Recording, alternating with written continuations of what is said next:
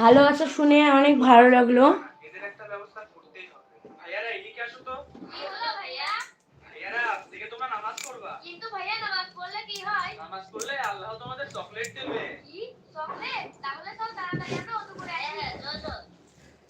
যাক বুদ্ধিটা ভালোই হয়েছে। আমরা আসার আগে তাড়াতাড়ি করে জায়নামাজের নিচে চকলেট রেখে দিই।